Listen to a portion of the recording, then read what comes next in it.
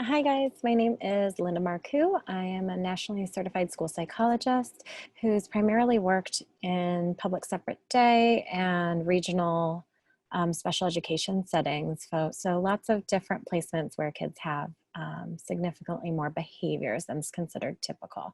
I've also been a crisis prevention and intervention trainer since 2011.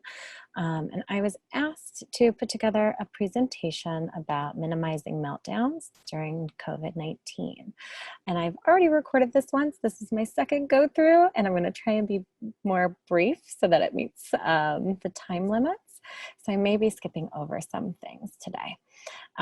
So I want to start by just saying the hope for today is giving you some tips and tricks to help calm fears, manage stress, and keep the peace.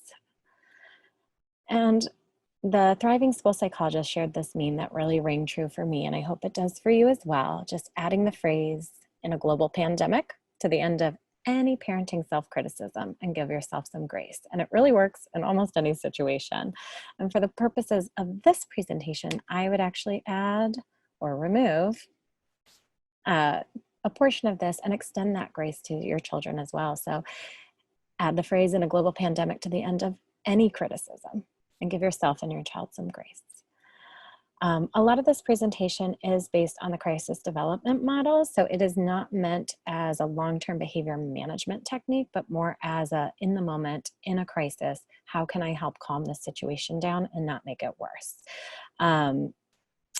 And I'm not going to go through each of these, but I will go through a couple of them. This is where I think, it's an 8-hour training, so I'm not going to be able to squeeze that into a 20-minute presentation. But anxiety is defined as any noticeable change in behavior.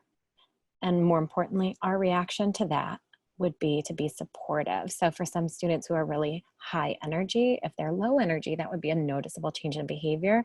And we might need to ask them, how can I help you? What's going on?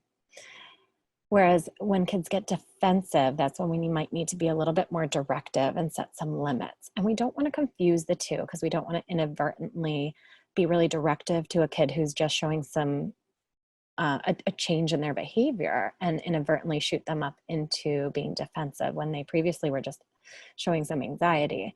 And vice versa, if kids are being defensive, you don't want to be too supportive because that may inadvertently reinforce some of their behaviors.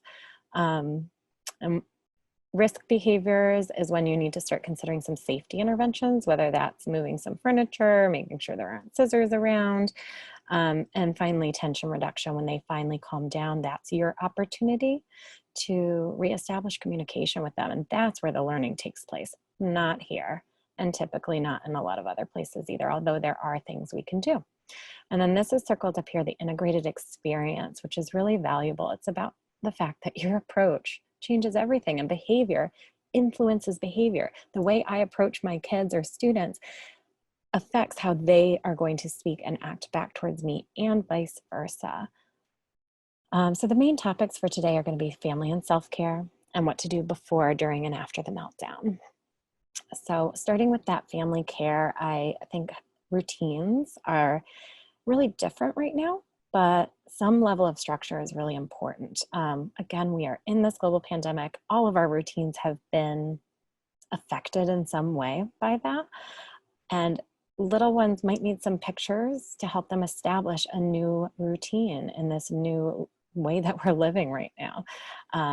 So pick the things that are most important and then make those visible and put them in a logical place, like bathroom reminders should be in the bathroom. And if this looks like too much, that's okay. Start thinking about your day with bookends. Like if you can start your day with a positive routine and end your day with a routine, those might be the only two things you focus on bookending that day, and the rest you can kind of figure out on a day-to-day basis. And for other kids, you may need to break things down even further, like taking a shower may not be enough. It may really need to be the steps that go along with brushing teeth and all the things. And then getting creative about activities and exercise. So big or small, having something to look forward to can really lift spirits and buoy ourselves and our kids.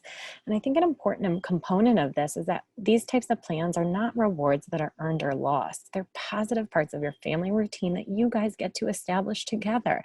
And in fact, on the hardest days, it may be the most important to make sure that you engage in whatever it was that you guys were looking forward to, if it's still possible, like breakfast for dinner or family walks, which is a great time to practice wearing masks before we get back to school, whenever that may be. For older kids, setting a walk with a purpose. So not just saying like, let's go for a walk, but saying, hey, let's go walk to the neighbors.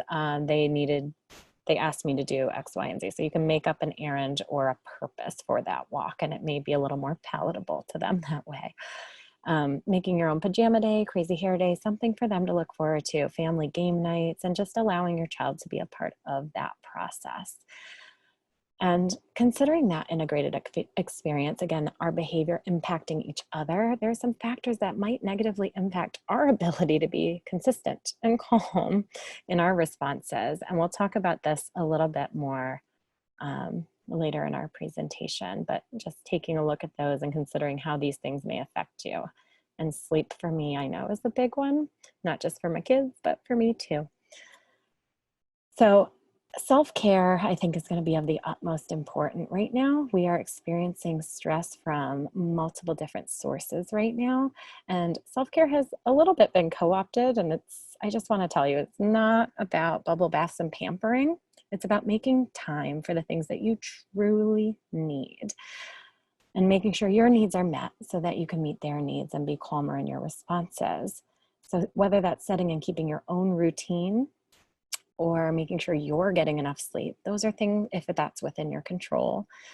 Are you drinking enough water? Are you moving your body enough? Are you feeling stiff? Are you going to your doctor's appointments? Are you taking your vitamins? Are you talking with friends and loved ones? And are you saying no to additional demands that might get asked of you during what's already a challenging time? And I would encourage you to reflect on that. And managing your own anxiety. Anxiety is, in fact, catching, and there are numerous studies about this. It is expected to feel anxious right now. We have so much going on between election stress, social justice stress, a pandemic stress, having to wear so many different hats at work, at home, and learning all in one place. I mean, this is like nothing I've ever lived through at this point. And we have to monitor our anxiety and take active steps to manage the anxiety before we can expect our kids to do the same thing. And so, like I was saying, with all those different factors, that catastrophic thinking is really easy to fall into. So even just taking a couple of deep breaths might be all that you need in a stressful moment to remind yourself that despite everything in this moment, you're safe, if that's true in that moment. And this is something we work on with kids, but I think as adults, it'd be great if we worked on too, is this circle of control, thinking about things that are within our control, and then thinking about whether there are things that are out of our control. And there are so many things that are outside of our control, like when schools reopen, the results of the election, what people post online. But if you focus on the things within your control, you can refocus on whether or not you're actually following that person online, whether or not you're going to participate in some activism, whether what you eat, if you're going to volunteer, who you're giving your time to, how you're setting boundaries, and really trying to focus on those things within your control is going to be a lot more beneficial than continuing to spin out about the things that are outside of our control. So thinking about what we can do prior to meltdowns, if you know that you have a child who's prone to them. I think one really helpful strategy is assigning a calming space. It does not need to be fancy. It could be on their bed, it could be a chair, just something that is comfortable, and explaining that this is a space for calming down, and it is not a timeout space. It's not a punishment space. And I've seen this as a pitfall many times, both when working with parents and with teachers, where somebody might say, like, go to your calming space. Like, when is that ever going to work? It needs to be something you guys set up together and talk about in a purposeful way. And that there might be things there that calm your kid, like coloring or music or sensory items like soft blankets or glitter in a bottle, or books if they're readers. So things that you know are going to be kind of a chill out space for them where they might be willing to go, not where you're forcing them to go. And then if you know your child is prone to meltdowns, you probably are aware that there are some warning signs. If you can catch the warning signs early enough, you might be able to help your child calm down before a full-blown meltdown occurs. And when I talk to kids and parents about this, I mean, when I do group lessons about this, what I talk about is, how do you know it's going to rain before the rain actually comes? And the kids are like, oh, the clouds get dark and heavy. Some people say it's windy, and some kids report that they can smell when the rain's going to come, right? So they see, oh, there are all these signs before it actually rains, before a single raindrop falls. I can still tell that it's coming. So similarly, your child probably has those warning signs, and a lot of times it's easier to spot in others than it is to spot in yourself. So here are some common warning signs: trouble making decisions, repeating thoughts over and over, refusing to follow reasonable requests. They might start trying to shut out noises or sights or other sensory things, trying to run away. If they're being fidgety or pacing, bawling and clenching their fists come up a lot. But really pay attention to your child's personal tells. It might not be on this list. I know taking off your shoes is one that comes up a lot, and it's like, oh boy, here it comes, you know? So it's different for every single kid, and you can help identify those early warning signs within your own child, and that'll make it easier to intervene. Because once you notice those early warning signs, you can use a predetermined signal or code word, so like tugging on your earlobe, or maybe saying a funny word that you guys decide on together. That's like, hey, I saw this happening earlier, and talking about the signs and before the rain comes. And then say, what can I say to you to help you realize that this is happening? Because it's hard for me to notice when I'm doing it, but looking at you, I can see it. So pointing out the signs in the moment may be too hard, but if you can get back to that code word or signal, that might help them realize, oh, this would be a good time to go to that calming space that we talked about. You can also try distracting them, whispering, asking questions by changing the subject. So if you can get them out of that kind of fight or flight mode by asking a question on something that's interesting for them and changing the topic, they might just want to answer that question rather than go on the train of thought that they were starting down. Give them space, be patient, and allow them to save face in the moment. This one's huge for me. So a kid might say, oh, well, I didn't want to do that anymore, when you know that wasn't really the case. Or I just wanted some alone time, when you know that's not what this was really about. Allow them to save face in that moment and come back to it later. And then planning ahead, decide together as a family on what some non-negotiables are, like hitting, breaking things, hurting self or others. Those would be like absolute no's. And all families should have a clear understanding of what those boundaries are. Then during the meltdown, being empathetic and acknowledging feelings in the early stages. So MLK has this great quote about violence is the language of the unheard. If they feel unheard, that may be what they're trying to communicate, because all behavior is communication. What are they trying to tell you? If you acknowledge and name their feelings and are able to see their point, like don't let that behavior distract you from whatever their point was. If they hear you say, I know that you're feeling mad because you didn't get what you want to eat, they may think, oh my God, she actually knows why I'm upset, right? So that in and of itself can bring a little bit of calm to the situation if they feel heard and understood. Being reassuring during a meltdown can be really challenging. It takes some trial and error to know if your child wants physical distance or if they want a firm hug or touch. That's different and may change. But regardless, keeping your voice and body and language calm is going to be helpful either way. Making sure that your child knows you're there and that you understand this may feel scary or out of control. I think it can be really helpful to pre-plan some reassuring comments.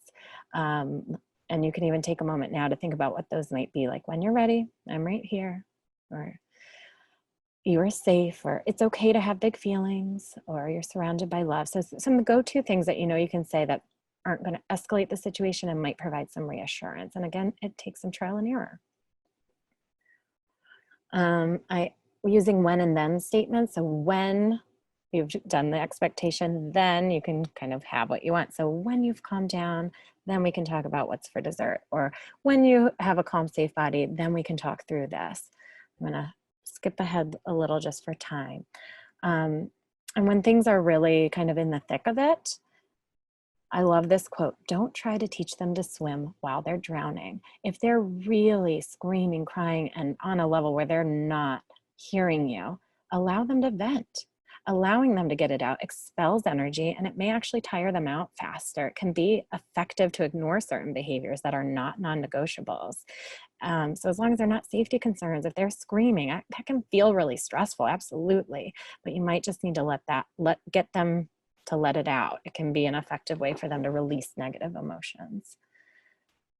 And then for the grown-ups, when little people get overwhelmed by big emotions, it's our job to share our calm, not join their chaos. So turning down lights, keeping things quiet, trying not to crowd your child. So if you're at home and they're not willing to move, you may need to stand off to the side. You really don't want them to feel blocked in. And this is a saying that sometimes we post in some of our calming spaces at my school to help us all remember that we're there to bring the calm, not engage in the power struggle, and not to feed the cycle. After the meltdown, consider your post-meltdown plan. So while you're allowing them to vent is a great time for you to start thinking about how to re-engage them. Like, when this is over, what am I going to do that's going to help rather than start this back up again? So if it was triggered by an emotional conversation, you may need to back off that topic for a little while and give them some time and opportunity, and we may need to revisit it later. So it could be doing something else altogether than whatever the demand was in the moment. And again, behavior management wise, that might not be the best moment, but crisis management wise, I think this is a good strategy. So allowing them to read a book or go for a walk or do some calming activity first before you re-enter into what was whatever started the meltdown. And then taking time to recover. When your child is done venting, they might feel embarrassed or guilty, and you'll probably see some physical exhaustion too. So give them and yourself some time to get collected. So really giving that time and space. And finding the right time to talk. So when you're right after the meltdown might not be that moment. It may be too much for them right then. So when you're both calm, back in control, give them a heads up, like, hey, we're going to talk about what happened yesterday or earlier this morning. And you're not going to be in trouble for anything that you say. And then keep it brief. Talking about a meltdown can really make kids feel pretty bad and defensive. So say what you need to say, but try to avoid being really repetitive. And then just check in, do some sort of check for understanding. You can ask them to summarize, and that check for understanding is invaluable. Sometimes you find out that they took away something completely different than what you intended. So if you decided on an action plan, just make sure they've actually understood it before you move on. And ask for and accept help. When you rely on others, you show your kids that there are many components to healthy coping strategies. We can't do this alone. We need community and connection. So trying to connect with other parents, even if it's virtually, seeking counseling for yourself and your child. And there's a statistic in particular I love to reference, which is for kids with ADHD and anxiety. I think there have been a couple of studies where counseling for the parents is almost as effective as medication for the students. So really getting yourself and your kids the help that they need in whatever form that comes. And then communicate with teachers, pediatricians, and other adults in your kid's life. They may hear something better from them than they do from you, and it takes some bravery and vulnerability, but that's when you're going to get the support. And then contact your child's school counselor for specific resources. For instance, if this is a prolonged thing where you need more behavior management, maybe ABA or individual counseling, and a lot of places are doing that virtually at this point. I'm just checking my time. So managing meltdowns during a crisis, this was an article that I utilized. And so I wanted to acknowledge the contribution from the author. There's Autism and ALL Supports for Home and Beyond, which is a really great website with a lot of different videos and resources. Respite care is occasional childcare, and I linked directly to the application for respite care, which is through ARC. And right now, I think the financial requirements have been waived. So if you need occasional child care for your child with special needs to support virtual learning, so you can go to the grocery store, there are opportunities for that. For safety issues, the Crisis Center and the Mobile Crisis Unit, the number is right here with some information about what they are and who they are and what they do. And then for other things that may feel out of your control, whether it's housing, food, childcare, whatever the case may be, calling 311 is a really underutilized resource. You call them, they ask where you're calling from, and then they hook you up with local resources to match whatever issue is happening at home. So I hope this shortened version still got you thinking a little bit about your kiddos and what you could do to help minimize the meltdowns during COVID-19. I'm really focusing on the fact that things are not normal right now, and we can't have normal expectations for ourselves or for them, and give yourself some grace. Thanks so much. Hope to see you soon.